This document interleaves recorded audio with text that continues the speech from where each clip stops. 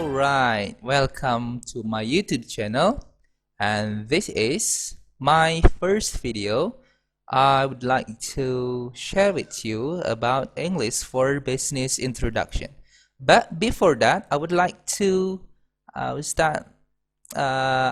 you to subscribe my YouTube channel and don't forget to hit that notification button to always update for all my videos. Thank you very much. Okay, let's go back to what we are going to learn today. It is about English for Business introduction. Okay, English for Business introduction. Jadi, kali ini kita akan belajar tentang English for Business introduction, pengenalan terhadap bahasa Inggris bisnis. Sebelum kita memulai pada materi yang akan kita bahas kali ini, kita harus tahu bahwa bahasa Inggris itu ada General English dan ada ESP, which is English Specific Purpose.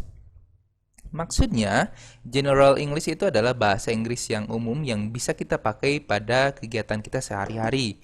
Tapi untuk ESP atau English for Specific Purpose itu adalah bahasa Inggris untuk tujuan tertentu. Nah, ini adalah salah satu dari specific purpose yang akan kita bahas, yaitu tentang business. Okay, let's check it out. What is business English? Alright, so for a brief up explanations here, business English is the type of English used in business context. Jadi, bahasa Inggris bisnis itu adalah bahasa Inggris untuk konteks bisnis. Seperti apa konteks bisnis itu? Oke, bahasa Inggris bisnis itu konteksnya seperti international trade, commerce, finance, insurance, banking, and many of its settings. Jadi, konteks bisnis itu bisa berupa perdagangan internasional, finance, perbankan, asuransi, dan lain sebagainya. It entails expectation of clarity, particular vocabulary, and grammatical structure. Jadi, business English ini ada beberapa speknya. Nah, speknya itu kita akan bahas. Ini dia. Spek yang pertama yang biasanya ada dalam fitur business communications, khususnya English for Business, itu adalah clarity in business writing. Clarity itu adalah jelas, kejelasan. It is vitally important to be as clear as possible and leave nothing to interpretation. Jadi maksudnya, clarity in business writing, khususnya dalam writing atau tulisan, kita jangan sampai meninggalkan interpretasi ganda atau ambiguitas. Jadi sangat penting di dalam English for Business itu untuk menunjukkan kejelasan, as clear as possible, sejelas mungkin, sampai tidak meninggalkan interpretasi yang lain atau memberikan pengertian ganda, itu maksudnya. The second features short, direct vocabulary. Good writing is direct and to the point. Oke, maksudnya apa? Hal ini berbeda dengan novel, dengan buku sastra, dengan film, dengan drama. Kenapa berbeda? Karena jelas, kalau dengan bisnis atau English for Business communication itu harus to the point, direct and to the point. Langsung ke poinnya, tidak seperti novel. Kalau novel itu menggunakan bahasa sastra, artinya ada lika-likunya dengan berbagai macam bahasa yang memperindah novel tersebut. Tapi berbeda dengan bisnis. Bisnis tidak seperti itu. Bisnis itu harus short and direct vocabulary, khususnya dalam tulisan ya, di sini konteksnya. Sekali lagi, the second features of professional business communication is good writing is direct and to the point. Jelas, singkat, jelas, dan padat. Kemudian the third features of professional business communication adalah simple yet effective grammar. Jelas, dalam sebuah tulisan bahasa Inggris harus menggunakan grammar atau gramatika.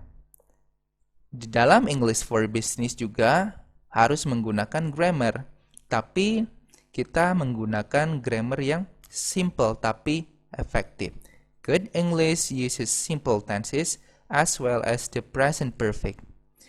This ensures that the message is easy to absorb, saving time and money. Bertujuan untuk hal apa? Bertujuan untuk meyakinkan bahwa pesan itu benar-benar tersampaikan dengan baik. Sehingga apa? Sehingga tidak menyita waktu dan tidak menyita uang itu. Okay. Where we use business English. Apa saja yang biasanya ada di dalam English for Business? Yang pertama adalah networking. The action or process of interacting with others to exchange information and develop professional or social contacts. Networking itu adalah jaringan. Maksudnya apa? Jaringan di sini bermaksud adalah exchanging information atau saling bertukar informasi. Itulah yang namanya bisnis. Nah, tidak luput dari hal kata pertama dari apa yang kita pelajari hari ini, yaitu business English. English adalah sebuah bahasa. Bahasa adalah sebuah komunikasi. Bahasa Inggris adalah alat komunikasinya. Nah, bahasa Inggris dalam konteks bisnis ini salah satunya adalah networking, yaitu jaringan di mana exchanging information atau saling bertukar informasi. Kemudian hal yang kedua adalah telephoning. Di mana saja kita bisa menggunakan English for Business, yang kedua adalah telephoning. Kenapa ditelepon? Ya karena memang kita sudah zaman canggih ya. Artinya telepon sudah menjadi salah satu media atau alat untuk mempermudah kita dalam mengerjakan sesuatu. Salah satunya adalah dengan bisnis, di mana kita saling bertukar informasi melalui telepon. Maksudnya apa di sini? Artinya English for Business perbedaannya dengan General English, kita bisa analogikan seperti kita menelepon teman kita. Oke, dengan kita menelepon teman kita, artinya bahasa yang kita gunakan, frase atau ungkapan-ungkapan yang kita gunakan, kita pakai menggunakan General English atau ya apa adanya seperti kita ngobrol dengan teman, santai dan lain sebagainya. Akan berbeda bahasa ungkapan-ungkapannya apabila kita melakukan telepon atau ya melakukan telepon dengan bos atau dengan klien. Nah, hal itu akan berbeda. Apa aja yang berbeda? Ungkapan-ungkapannya, vocabulary-nya akan berbeda.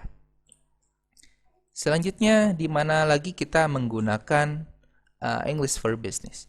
Meetings, of course. Meetings itu adalah sebuah rapat ya. Berkumpulnya dua orang atau lebih untuk mencapai sebuah mufakat, musyawarah. Oke, di dalam meetings, di dalam sebuah rapat, otomatis bahasa-bahasa yang kita gunakan ini tidak seperti bahasa yang kita gunakan seperti kita ngobrol dengan teman kita tadi contohnya, tetapi tentunya menggunakan bahasa dengan konteks bisnis. Selanjutnya, presentation and conference, presentasi dan konferensi. Tentunya tadi masih berkaitan dengan hal yang sudah kita tadi bahas. Yang pertama tadi kita bahas tentang networking, telephoning, dan yang ketiga tentang apa tadi ya coba. Meetings. Oke. Sama halnya dengan presentasi. Presentasi konferensi ini tidak luput kita menggunakan ungkapan-ungkapan English for Business. Dan yang terakhir adalah interviews. Interview ini adalah sebuah istilah yang sangat sering kita dengar di dalam dunia bisnis, apalagi apabila kita melamar sebuah pekerjaan, pasti ada kegiatan interview. Interview itu apa? A formal in-depth conversation between two or more person. Sebuah percakapan mendalam dan formal, dua atau lebih orang, di mana di sana bertukar informasi.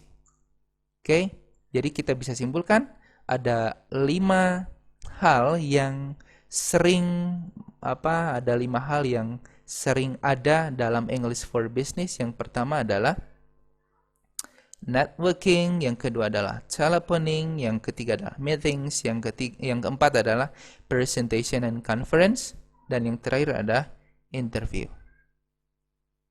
Itu saja untuk video saya kali ini. If you have any question, feel free to ask.